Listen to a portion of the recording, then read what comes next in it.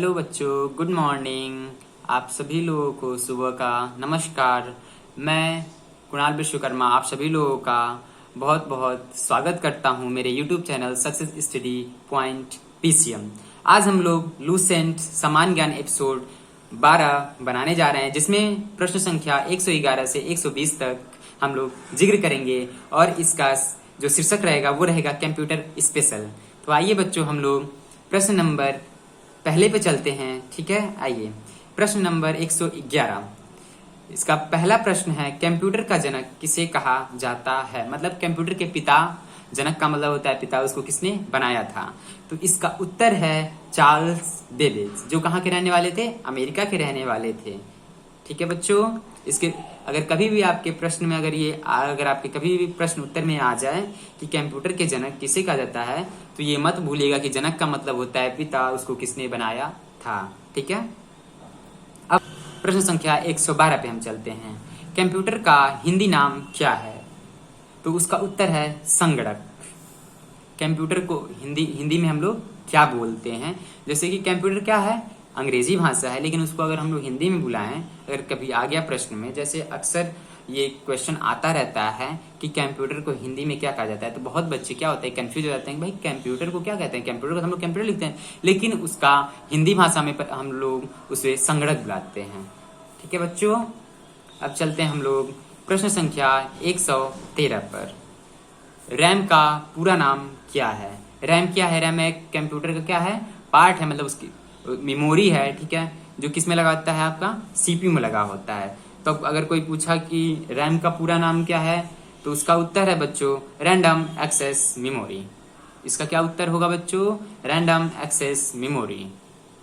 अब हम लोग चलते हैं प्रश्न संख्या 114 पर। कंप्यूटर का मस्तिष्क किसे कहा जाता है। जैसे कि हम लोग का भी मस्तिष्क है, अब कंप्यूटर का भी तो मस्तिष्क होगा, आखिर में वो कैसे वर्क करेगा, उसका भी तो कहीं दिमाग होगा। कि जैसे हम लोग ऑर्डर देते हैं, जैसे हम लोग अगर ए लिखते हैं तो तुरंत आपको स्क्रीन पे ए दिखाता है, उसका भी तो कोई मस्तिष्क होगा, उसे ऑर्डर देता होगा। जैसे हम लोग का मस्तिष्क है, जैसे अगर मान के चलिए कि अगर हमारे आंख में कुछ पड़ गया तो तुरंत ब्रेन को चला जाता है मैसेज, वो तुरंत ऑर्डर देता है हमारे आंख में कुछ पड़ गया है। तो वैसे ही कंप्यूटर का भी मस्तिष्क होता है, जिसे हम लोग बोलते हैं सीपीयू। इसका पूरा नाम होता है सेंट्रल प्रोसेसिंग यूनिट। ठीक है बच्चों, अब हम लोग चलते हैं प्रश्न संख्या 115 पर। एएलयू का फुल फॉर्म मतलब पूरा नाम क्या है। अब जैसे कि हम लोग मैथ पढ़ते हैं तो हम लोग खुद से सॉल्व करते हैं। अब कंप्यूटर में जैसे कैलकुलेटर होता है, तो कैलकुलेटर किस आधार पर वर्क करता है, मस्तिष्क में। जैसे हम लोग मस्तिष्क का तीन भाग है, वैसे इसके भी मस्तिष्क को कई भागों में बांटा गया है। ठीक है बच्चों, तो जो गणितीय गणनाएं होता है कंप्यूटर में, वो होता है एलयू में। तो एलयू का पूरा नाम होता है अर्थमेटिक लॉजिक यूनिट। जैसे कि अर्थमेटिक से ही पता चल जा रहा है कि हाँ, इसमें गणितीय गणनाएं होती हैं। ठीक है बच्चों, अब हम लोग प्रश्न संख्या 116 पर चलते हैं। रैम के कितने प्रकार हैं। अब जैसे हम लोग इसके पहले में जैसे रैम के बारे में जाने हैं इस प्रश्न से, रैम के कितने प्रकार होते हैं। अब जैसे ये भी एक मेमोरी है, ये भी तो एक स्टोरेज का होगा। तो ये इसका स्टोरेज है, अपनी स्टोरेज को तीन भागों में बांट दिया है। ठीक है, रैम के कितने प्रकार है, 3 प्रकार है। पहला क्या है, पहला है DRAM, दूसरा है SRAM, तीसरा है SDRAM। ठीक है बच्चों, DRAM का पूरा नाम होता है डाइक्रोनम रैंडम एक्सेस मेमोरी, SRAM का होता है साइक्रोनस रैंडम एक्सेस मेमोरी, और SDRAM का होता है synchronous dynamic random access memory.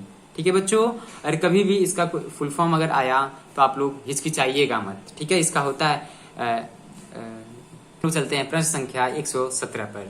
रोम का पूरा नाम क्या है। रोम भी क्या है, एक मेमोरी है। कंप्यूटर क्या है, एक मेमोरी है। ठीक है, किसी भी मोबाइल में 2 मेमोरी होता है, एक्सटर्नल और इंटरनल। वैसे ही कंप्यूटर में भी कई सारी मेमोरियां लगी होती हैं। तो एक का तो हम लोग ने जिक्र कर लिया, अब आता है दूसरा जिसका नाम रोम है। अब इसका पूरा नाम क्या है, तो बच्चों इसका पूरा नाम है रीड वनली मेमोरी। इसका पूरा नाम क्या है, रीड वनली मेमोरी। ठीक है बच्चों, अब चलते हैं हम लोग प्रश्न संख्या 118 पर। रोम के कितने प्रकार होते हैं, रोम को कितने भागों में बांटा गया है। अब जैसे ये मेमोरी है, इसके भी एक स्टोरेज क्षमता होगी। इसने भी अपने स्टोरेज को कई भागों में बांट दिया है। रोम 3 प्रकार के होते हैं। रोम कितने प्रकार के होते हैं? 3 प्रकार के। पहला है PROM, दूसरा है EPROM, तीसरा है EEPROM। इसका फुल फॉर्म हम बता देते हैं आपको। PROM का फुल फॉर्म है प्रोग्रामेबल रीड ओनली मेमोरी, और दूसरे का है erasable programmable read only memory, तीसरे का है electrical erasable programmable read only memory. अगर कोई भी दिक्कत हो बच्चों तो कमेंट सेक्शन में आप लोग जरूर बताइएगा। ठीक है बच्चों, अब हम लोग चलते हैं प्रश्न संख्या 119 पर। कंप्यूटर के पहले जनरेशन किसे कहा जाता है? मतलब कंप्यूटर जो बना था उसका पहला जनरेशन मतलब किसे कहा जाता है? तो उसका पहला जनरेशन जो था तो वो था वैक्यूम ट्यूब। मतलब सबसे पहले जो प्रयोग हुआ था वो था वैक्यूम ट्यूब। जब कंप्यूटर खूब बड़ा बना था, रूम के मतलब बहुत बड़ा बना था, एक रूम के आकार का बना था, उस समय कंप्यूटर में किस चीज का प्रयोग किया गया था, मतलब किस टेक्नोलॉजी का प्रयोग किया गया था? तो वो था वैक्यूम ट्यूब टेक्नोलॉजी भी आप बोल सकते हैं, या वैक्यूम ट्यूब मतलब उसका पहला जनरेशन भी बोल सकते हैं। ठीक है बच्चों, कोई दिक्कत? अब हम लोग चलते हैं प्रश्न संख्या 120 पर। वैक्यूम ट्यूब का आविष्कार किसने किया था? अब जैसे कि कंप्यूटर का आविष्कार किसने किया था हमने आपको बता दिया, चार्ल्स बेबेज उसके पिता हैं। वैसे वैक्यूम ट्यूब का आविष्कार किसने किया था? आखिर में इसको किसी ने बनाया होगा तभी तो कंप्यूटर में लगा होगा। तो इसका आविष्कार किए थे जॉन एम्ब्रोस फ्लेमिंग ने। कौन से सन में? 1904। ठीक है बच्चों, आपको मतलब डेट से कोई मतलब नहीं रखना है, लेकिन हाँ वैक्यूम ट्यूब का आविष्कार किसने किया था ये जरूर याद रखिएगा, जॉन एम्ब्रोस फ्लेमिंग।